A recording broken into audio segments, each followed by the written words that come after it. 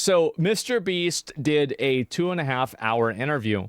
These are not all of the clips. We're not watching the entire interview, but we are going to watch a few of the highlights. All right, here we go. Are you going to sue Dogpack? Do it. Do it. Well, do it. You know, there's tons of examples of him intentionally manipulating things to not be true and posting it online. Yep.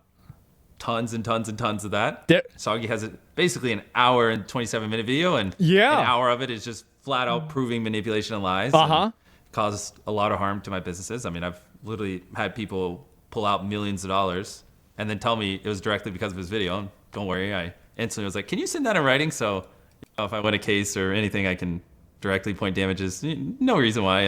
And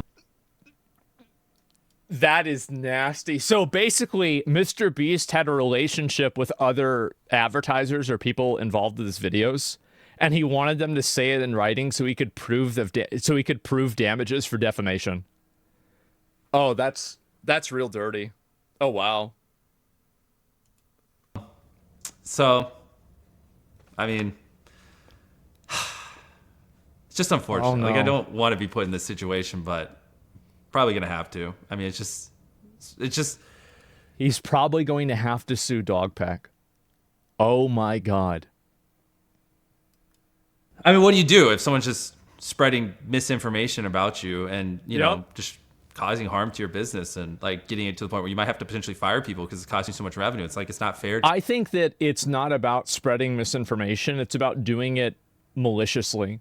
There's a lot of people that repeat things that are believed to be true, but it's very evident based off of the Soggy video that Dogpack intentionally misrepresented a number of different situations. Like, you know, for example, like where like he cut off that black guy that like Mr. Beast gave $1 million to, and he cut him off right before the guy said, oh, but I still love Jimmy and he helped me a lot. It's so obvious. It was more shameless than CNN. To the people in my companies, you know what I mean? It's just sad, you know? It's not a thing I take joy in, but right. Yeah. Yeah, so, okay, so, yes. They're not done drafting it up, but once they're done... They're not done drafting it up. But okay, yeah. More than likely, yeah. Okay. Interesting. Yeah, that's... I mean, every law firm I've talked to, they're like, this will be the easiest win they've ever seen in their life. I mean, it's like crazy. I had one tell me, like, you could chop up all the evidence into like 3, sue 3 separate times, and win all 3 cases because you'd have enough for each. Like, oh my one God. person I talked to, he's won like 67 out of his last 70 cases, and he's like, this would be literally the easiest case I've ever done. Like, it's, I mean, it's because there's just so much blatant, you know, misinformation and lies spread. Like, I mean, it's crazy. I mean, just go watch Soggy's video. Go look at his Twitter where he's redacted multiple ones of it. I mean, yeah. I don't know. I just. Oh man, did Dogpack make money off the videos? I think so. I don't remember. I think that they had ads on them. I really don't remember at all. This is insane. He needs to live stream this interview. He does. Like, or sorry, this court trial. No ads. Yeah, I really don't remember. He made a mistake. He advised people to view it. That's stupid. I don't know. This is the most easy case ever, but I ain't gonna do it. Okay. Well, no. I thought he said he had lawyers that were drafting it up now. Yeah, I mean, what are we talking about? Didn't he break NDA as well? Yeah, but like I think that's like that's really kind of minor in this situation, isn't it? And part of that Mr. Beast speaks on why he was silent for so long. Okay.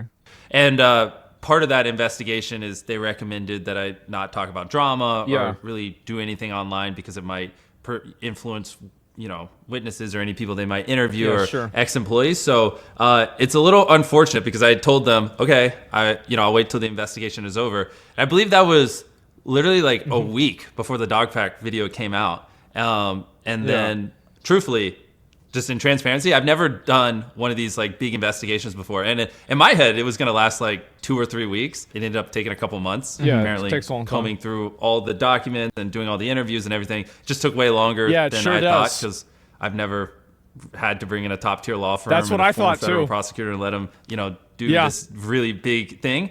And so that kind of concluded a couple weeks ago when I put out the tweet of the follow-up. Yeah. Like that was the day I got the conclusion of it. Sure. And I was like, okay, in transparency, I'll throw this out. So up until that point, it was, I told Quinn Emanuel that, to protect the integrity, I wouldn't do anything or engage in any of this drama. Quinn Emanuel is the law firm that they were working with. And then That did after that, the like you said, investigation. a lot of stuff had come out between when the investigation started and when it ended. And I was just kind of like, whoa, I don't really know how to like hit this stuff. And I made like a little response video, but it's just kind of not my style, where I just kind of like put a lot of the information that I assume we're going to talk about here out. And it just felt weird. Well, the problem is that MrBeast could have posted conclusive evidence that Dogpack was lying, and people still would have hated MrBeast. And this is a big problem with the internet, and it's a big problem with people. It's that people don't like to admit that they're wrong. So the bias of the first person who puts information out there to the public is extremely, extremely strong. So the moment that one person goes public and they say, this is what happened, this is what's going on, everybody is going to be saying that's what's going on, that's what's happening. And I think really that's what's really happened here. And check what his response was about CoffeeZilla. Yeah, I have no idea. But anyway, the point is that basically people on the internet have no obligation to believe what you're saying or to like basically listen to the truth. Nobody has any obligation to follow the facts or to care about the facts. And I think that's very evident here with what happened. Yeah, I mean, truthfully, I've never been in a situation where people have thrown this much stuff at me, and I definitely could have handled it better. Like, I probably should have, like, the second I could have talked. Additional context, more information on this was provided by MrBeast in a doc link in the description, specifically a document from QE outlining the initial recommendation for silence. There's nothing he could have done, nothing he could have put out there that would have changed the public's mind. People were ready to cancel MrBeast before Dogpack even made the video. And the internet, here's the truth. The best way to handle like drama on the internet is to ignore it and to not give a fuck. The moment that you let drama like kind of control you, or you let anybody like tell you like, oh, you shouldn't say this, that's when you start losing. That's when the pitchforks are ready. Yeah, exactly. Because here's the truth. Nobody really cares. And this is the real like black pill, I think, about all internet drama. Nobody cares about any of it. None of this actually matters to anybody. Right? I mean, like, we don't really give a fuck. Like, I mean, this isn't going to change anybody's life. So people are just paying attention to this because it's entertainment. So when you realize and acknowledge that it's entertainment, you just stop giving a fuck. And so unless you lose your, unless you lose your, like, your platform, like you get banned, you can't really get canceled. The only way you can actually get canceled is if you stop making content. If you look at everybody who's like been, quote, canceled, who just kept streaming and kept doing whatever, making videos, nothing happened to them. Look at Dr. Disrespect. Look at MrBeast. MrBeast is still getting millions of views on his videos. It just happens. So sticks and stones? Yeah, exactly. Why did he delete his illegal lottery streams? I don't know. It's not my problem. And in fact, I haven't watched his videos for 2 or 3 years because the content type no longer interests me. Losing millions in advertisement isn't really nothing happened. Yeah, but the fact is that, and this is the truth with the internet, is that the internet is full of a bunch of vitriolic, fickle, like, weirdos that will do whatever they can to tear somebody down who's successful. Because they hate seeing people that are successful because it reminds them that they're not successful. So if you really try to build a brand on the internet that is reliant on advertisers, you will eventually lose those advertisers. That happens with everybody. It either happens because the advertisers force you to sterilize your content so much that it's not entertaining, or it happens because you do something that goes over the line either for the advertisers or for people that like to complain on the internet, and then the advertisers leave because of that feedback. That's why for me, like, I'll take some sponsors, but I don't have any like long-term advertisers. It's because they don't care about me, and I don't really want to care about their brand either. It's just really a form of control that happens. So building a brand whenever your audience are a bunch of people that enjoy spreading lies and destroying people's careers and lives, it's just a bad idea. And like, really, whenever you think about this logically, you'd come to the same conclusion. It's a very bad idea to make a career out of people like that. It's awful. How do you make money with no ads? You just do it, what do you call it? You just do it intermittently. That's all. You pulled the ultimate big dick move, start your own companies that sponsor your own stream. Yeah, and also, like, the fact is, too, if you're selling a product, then that's the only thing that matters is the product. And that's why, like, for example, like Dana White or, like, people that, like, you know, UFC, like, they can do whatever they want because it's their brand. And so, yeah, you just can't rely on advertisers and you can't rely on, you know, other things like that on the internet. Like, I don't remember the exact date, 2 or 3 weeks ago when we put that report out. Probably should have done something like this right then. If I could go back in time, I would. And yeah, that's kind of like the brain dump. And then here I am. Yeah, so I was going to ask, you answered it towards the end, but like, do you regret that, obviously? Yeah. If I could go back in time, I would do what we're doing here because I assume this is like the correct format. It's going to be a little bit more free-flowing and natural. It wouldn't matter. Anything that MrBeast had said when this drama came out wouldn't have mattered. I remember that I pushed back on... you know, like the person saying that MrBeast committed a war crime, and I said he obviously didn't commit a war crime, and everybody in the comment section was furious at me. Because, like, you have to acknowledge that, like, people on the internet and, like, a lot of commenters, they're not logical. They don't want to know the truth. They want what's going to happen. They want what they want to happen to happen. That's what it is. And I wouldn't have wasted so much time, like, trying to do a response. It's just not my thing. Yeah, exactly. I like so much better, or I'm assuming, I mean, we just started, but I think I'm going to like so much better being asked the questions and answer it instead of just like sitting in a chair like this, answering it. It just feels a little more natural. Gotcha. Yeah, sure. Yeah. No, I think that's definitely true, but what I think is going to happen is, honestly, basically fucking nothing. I don't think anything's going to happen. People are going to probably go back and watch MrBeast, but this drama is... I think that people will believe that MrBeast was right if he wins a lawsuit against Dogpack.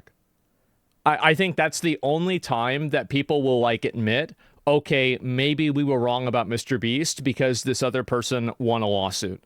That's the only possibility. I would say, at least. I could be wrong, but that's what I believe. War crimes usually require the crime to take part during a war. Creating a YouTube video is not a war activity. That's not a war crime. Yeah, but people got really mad about me saying that. They were, like, fucking furious. Not even sure they're going to say he won because he could hire the best defense. Yeah, sure. And that actually, you bring up a really good point. People will never admit that they're wrong. There's a lot of people that will just straight up never admit that they were wrong. They could be dead to rights, completely wrong, and they will still never admit it. And I think people just want, people will still come with all kinds of excuses to shit on MrBeast. Exactly, yeah. And so once you understand that... Are you going to sue Dogpack? And I think this is something that a lot of people on the internet need to come to terms with. People view you as entertainment. They don't view you as a person. They don't care about whether what they're saying is hurting you or not. They just want to be entertained. That's it. So the moment that you stop being entertaining is the moment they stop watching. That's it. So, why do you choose to use it? CGI? Good question. And yes, I do think rampant use of CGI can undermine it. And I try to do my best to be transparent. Did you ever see So Crispy's video where they showed the behind the scenes of our Squid Game video? I did, yes. Yeah, so we've done that. We've done lots of BTS videos on them, and we've done other BTS videos. So I try to show it transparently, but let me think about it. I mean, honestly, the truth is, like, obviously there are channels like Corridor Digital and stuff like that, but can you really think of any, like, entertainment channels like mine that really do this, like, even have the budgets to kind of do this kind of stuff? It's something I've always thought a lot about because, like, we're really pushing boundaries, and, like, I want to, like, keep leveling things up, and I think that's a cool way to do it. But it's not like there's some, like, playbook on how to, like, incorporate it, right? Because no one else really does it. Like, something I was thinking about is, like also we rarely use it. Like, I mean, maybe like 0.5%, 0.1% of my shots. I have no idea. Like, if we have like a a background that like doesn't look too cool. Like it's just like black, but it looks a little off. We'll just like darken it out in post. Like that's like majority of what we do. Or sometimes we'll extend a set. I think that CGI, there's like two huge different categories of CGI. There's CGI that is deceptive, and there's CGI that enhances what already exists. So like, for example, when he changed the color of a car so people could tell the difference easily from the visuals of the cars, that's not really deceptive CGI, right? That's just CGI that's making what's already there look better. But deceptive CGI is like if you say something happened and then it didn't actually happen, you just CGI'd it. That's good because of colorblind people? Yeah, exactly. But I was thinking like when we do, because bro, we pour millions of dollars into these videos. We build massive sets. Like we go through so much links. Yeah, of course they do. People just want drama. Yeah, exactly. That's all they do. They just want drama. To make these huge videos. And the last thing I want is people to be like questioning whether or not things are CGI. I mean, like the sets we build are fucking crazy, man. Like it's wild. Like you should come see the like behind the scenes of it. I mean, sometimes we spend 100 days just literally building one room for one shot of one video.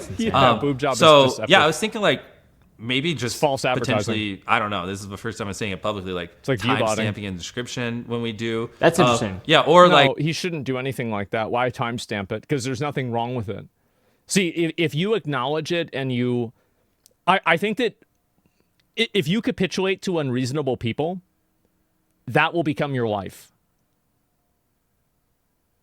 See, there's nothing wrong with CGI. So the idea that CGI is somehow this bad thing that's deceptive, that's crazy. Having some like gimmicky thing where like whatever we do, we like put like a little Beast logo on it. So it's like a thing that if people wanted to identify, they could. I mean, I'm down to figure something out. I mean, we just don't really use it that much. It's just like a thing few and far between. But what I really don't want is people to not be able to trust my videos just because occasionally I want to make a wall blacker or like. Nobody is going to have their trust broken or not based off of CGI. That's totally fake. It's not even real. It's just people saying that on the internet in order to create drama. I want to extend a set a little bit just to make it look cooler and like you feel in tune with it. Because what we do on its own. Like nobody really cares about this. Like, I mean, it's one of those things that people are just inventing in order to criticize them. And it's like you should never let something like that control you. Because if you do, that's all your life is going to be. Remember when you said if someone lies, there might be other lies you might not be aware of? Maybe CGI applies to that too. Yeah, but what I'm saying is that if you think that CGI is a lie, you're a retard and your opinion shouldn't be taken seriously and people shouldn't make decisions based off of it. The moment that you start making decisions based off of retards is the moment that you become retarded. So if you're doing things and you are basically like acting in a way to like avoid those people, then you're doing the same bad thing. I'd be disappointed if they didn't use it. Yeah, exactly. Don't stoop down to their level. Exactly. Speaks on the... Okay, this is the illegal lottery. A lot of people are wondering about this. This is, I think, like probably... I mean, I feel like the Soggy video pretty much disproved this entirely. Was there any compliance, any steps taken to prevent this? What is your just perspective on that? Yes. So I don't think we did. I have people looking into it and like trying to pull the footage and figure it out. You know, he disproved the two, which I mean, those were. I don't want to hear about how MrBeast ran an illegal lottery. I don't want to hear about it. If you think that he ran an illegal lottery, then report him to the FTC and file a suit. Because nobody that's on the internet probably knows whether you actually, like, whether he actually did an illegal lottery or not. Nobody has any idea about that. Like, it's an actual crime. Did you already talk about the important stuff? Yeah, well, that's it. Class action lawsuit against YouTube? Maybe, yeah, let the law decide. I don't think anybody really has the legal understanding to be able to determine whether or not this happened. Crazy. I'm trying to... He actually did run an illegal lottery? Well, so...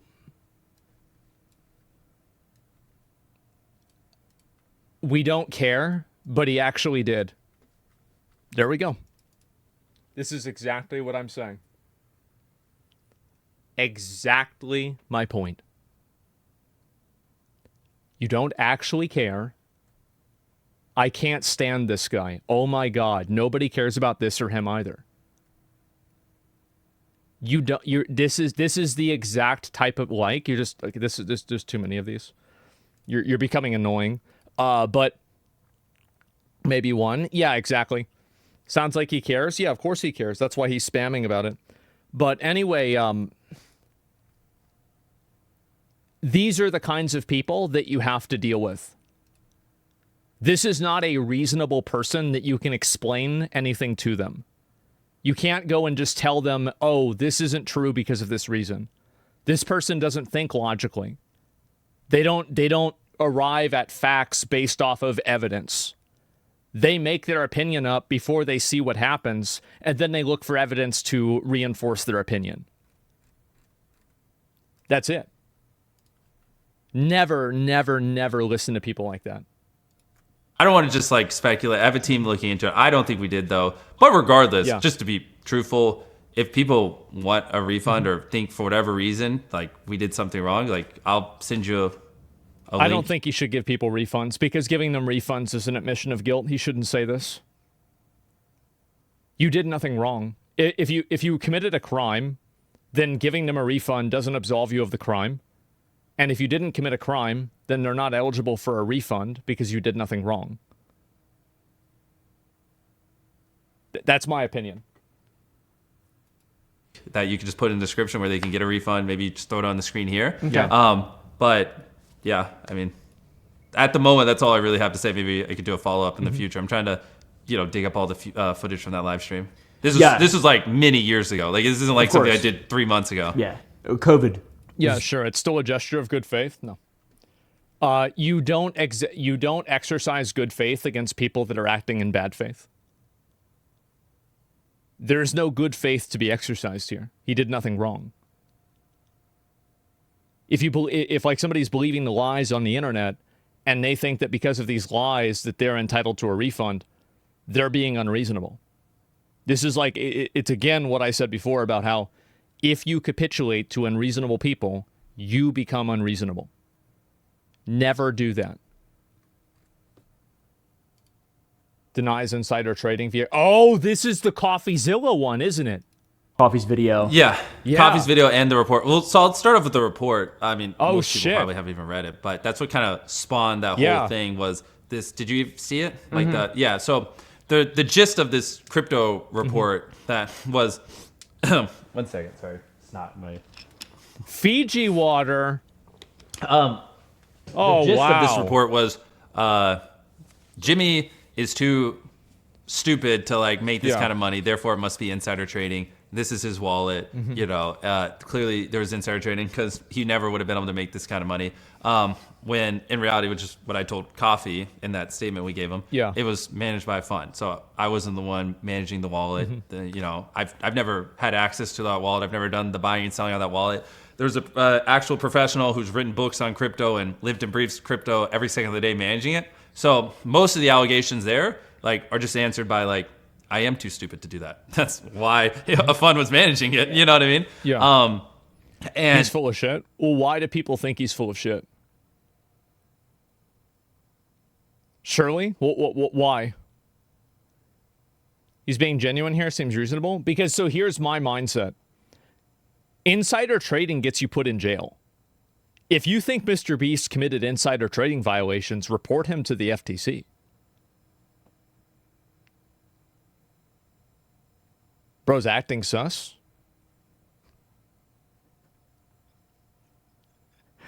Oh, people on the internet, they, it's always funny to listen to stuff like that. Chat's so dumb. Yeah. People are spurgs. Yeah. Body language experts. Crypto isn't regulated. There actually are a lot of things like wire fraud, for example, that can be extended to things like crypto. And different types of broad definitions of fraud can be applied to crypto. So that's not really true. Everyone's investigators and lawyers. Yeah, SBF. Yeah, ask him about that. Yeah, I mean, like Coffee said, if he literally said this in a video. If you like Jimmy, then you're like, yeah, he has answers for everything, and just checks out. And if you don't like Jimmy, then you're gonna go, you know, there's obviously wrongdoing here. But yeah, I mean, the honest truth is, like, I make videos. I'm running 7 businesses. I got a lot going on, and yeah, I invested in a crypto fund. They invested on my behalf, and I've never like had access to that wallet. They're the one doing the buying and selling. I mean, there are thousands of transactions on there. Like, I don't even have that kind of time. I'm sure you could probably even look at it and see like days where I was like maybe in solitary confinement or like doing a video where I didn't even have access to a computer and there's trading. So for the conspiracy theorists that think I'm lying and using the fund as a cover up, like, I mean, there's nothing that he could say that would prove it to people. This is what I've said before, is that the reason that people think that he's like a scammer is it's not logical. You can't explain it to a person like that because, like, what would a person like that say? They'd say, oh, well, you told somebody to make the trades at that time. There's always a way that a person can justify an opinion like that. It's impossible. Like, you can just never, like, this is why, for example, like, whenever there's like drama around me, I very rarely try to explain it. Like, every once in a while I will, right? But overall, I don't. Because if people take what I say out of context and they get mad about it, fuck them. Got to be some way where you could just figure that out, like, or I was on a plane ride or something. But yeah, that's like the honest transparency is, you know, I was in a crypto fund and people thought I owned the wallet and it's called Wu-Tang Clan. Do you listen to Wu-Tang Clan? I have, yes. Yeah. I don't. So I feel like that's another indicator. Yeah. I wouldn't have named it Wu-Tang Clan. Yeah. I had to educate myself on what Wu-Tang Clan was. So yeah. I think that's pretty There's interesting. one more. MrBeast child slave labor proven false. Oh boy. Oh boy. Child slave labor. What about the tweets by him timed at the right time? Was the tweets not by him? Yeah, I actually think there's a very high probability that he wasn't making the tweets. Yeah. The company that is the gold standard that has been living and breathing this for the last 15 years is Tony's Open Chain, or Tony's Chocolonely. Yeah. Have you heard of them? Yes. Yeah, I mean, phenomenal. They are nuts about this stuff. Like, they've done all the research. They live and breathe it, like, on how to eliminate child labor, how to you know, best support the farmers, how to everything you can think of, which I'm about to go in depth on. And so I was like, hey, I need to talk to these guys. These guys know what they're doing. And so I spent a lot of time with them, and we actually formed a joint partnership with where we sourced through Tony's Open Chain with Feastables and Tony's Open Chain when we were moving over there. And this has been a thing well before the controversy. Before anyone says, oh, it's only because of controversy, it was a thing before the controversy. And basically, 100% of Feastables cocoa is fair trade certified, which is expensive. It's basically the most expensive certification you can have on it, which for most chocolate companies would be enough. You'd get your cocoa fair trade certified, and then, like, do you even know what fair trade certified means? Okay, do you think your viewers know? No. So if someone was like, you're unethical, and I just said, my beans are fair trade certified, my chocolate, 99% of people would be like, okay, good enough. That makes sense. So, like, no, they wouldn't, because they don't know what it means. Because this is, again, it's Lion Ted. it is. It's just like Lion Ted, man. I could have just hid behind that. It doesn't matter. I didn't think fair trade. I don't think that's enough. And so, not only are 100% of Feastables beans fair trade certified, but 100% of them we also pay a living income reference price. Have I mentioned any of this to you before? No. Okay, so 100 living income reference price, this is why it's hilarious how people are like claiming we unethically source our cocoa. And I'm ready to lay this out because everyone who said I use slave labor and I don't care, I hope you delete your videos because you were literally spreading severe. Oh, bro, now we're all right. Now we're having fun. Okay, thank God. Now this is entertaining. Yes, delete your fucking video. Nobody cares. Just hate the guy. Exactly. This is what I think. Here you go. Nobody cares about any of this shit. They just hate the guy. That's the reason. That is 100% the reason. Witness intimidation? Absolutely. Always shit on people. Always be aggressive. Always attack. Never go and explain yourself unless you think you were actually wrong. Other than that, never do it.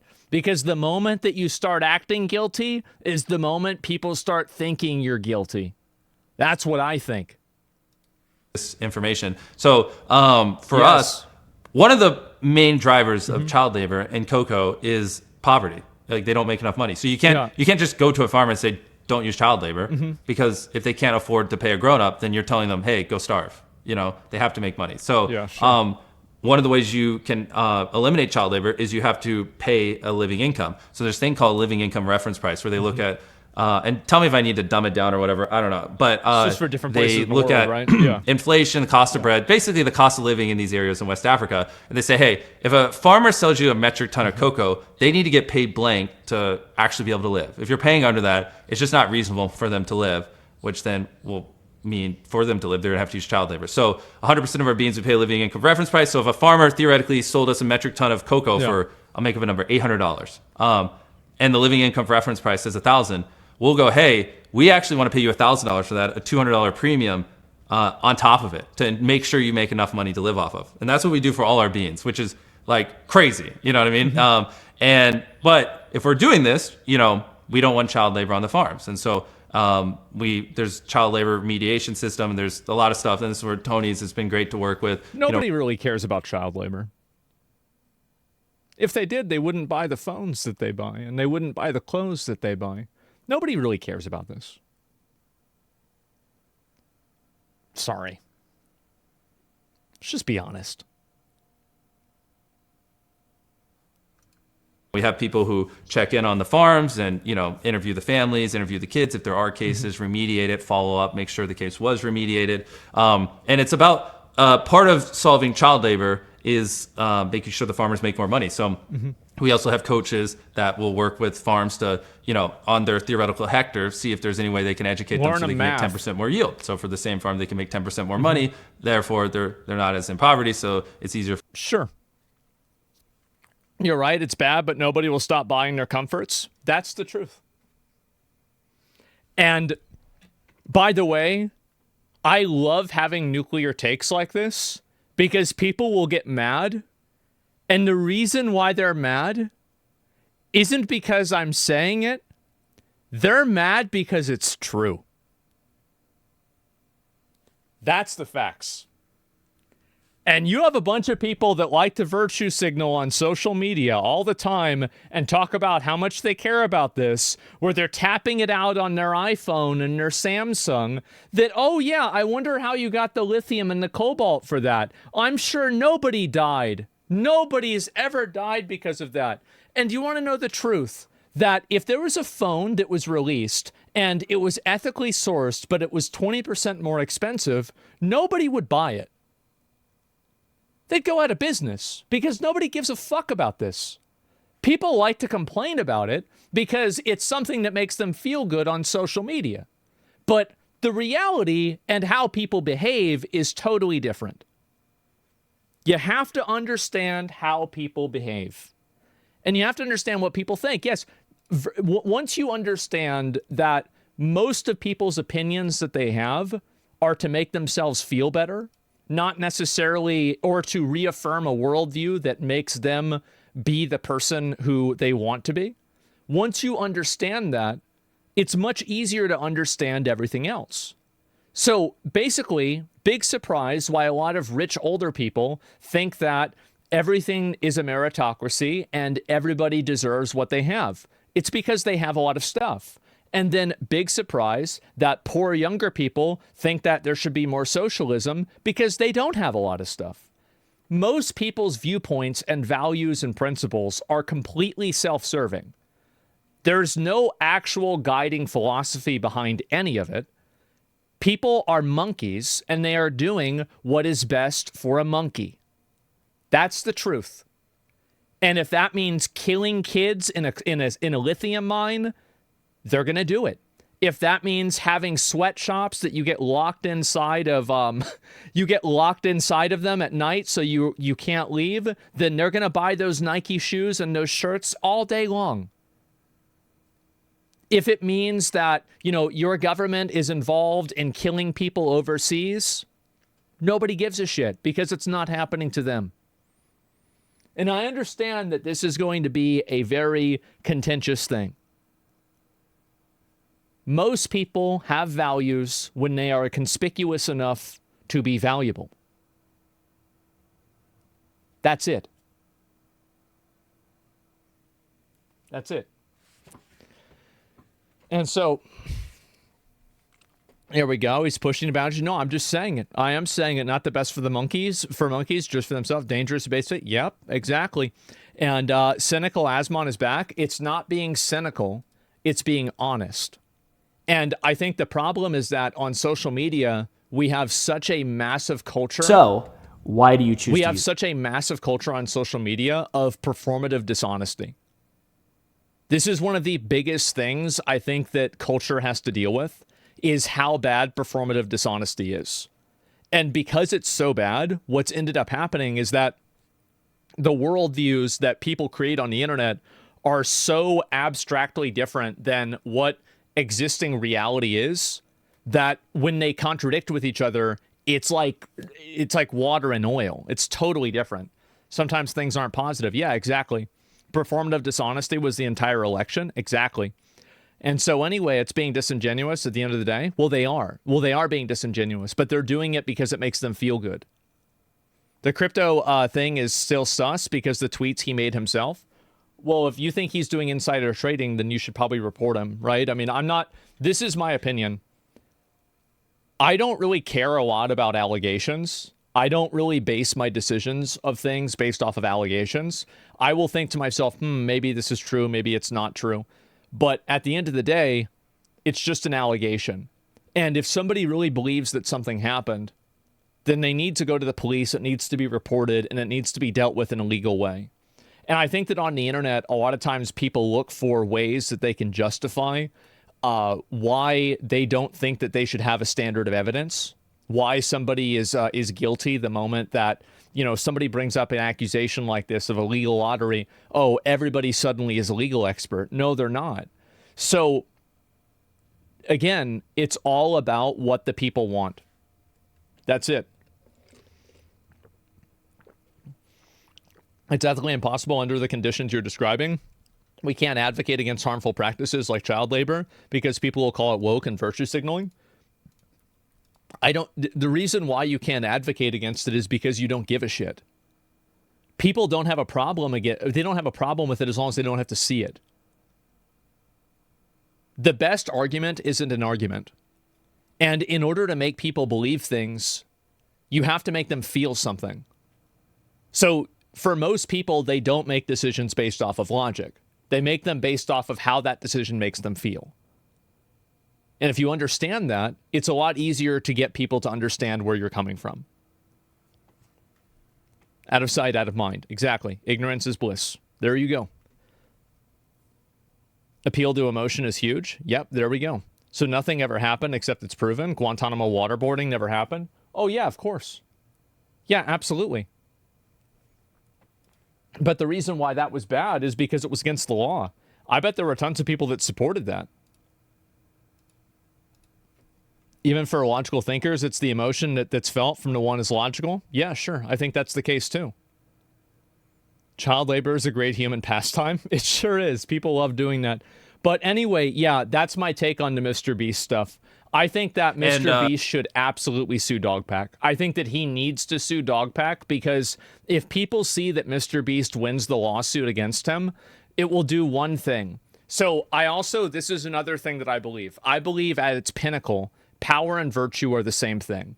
And I think that God is an example of that. Look at Old Testament God. Really bad guy, but everybody worships him because he's God, right? So if you have absolute power, you also have absolute virtue. And because of that, I also believe that if you can exercise that power in a unilateral way to make things go your way, people will respect you just by the nature of that power. That's it. And so he should do it for that reason. Because once you understand how people think, it's much easier to do things that make it work. That's the reason why we had public executions and stuff like that. Might makes right? Yeah. In a lot of cases, it does. And for a lot of people. And also, it's just nothing is for everyone. But for a lot of people, that's the way it is.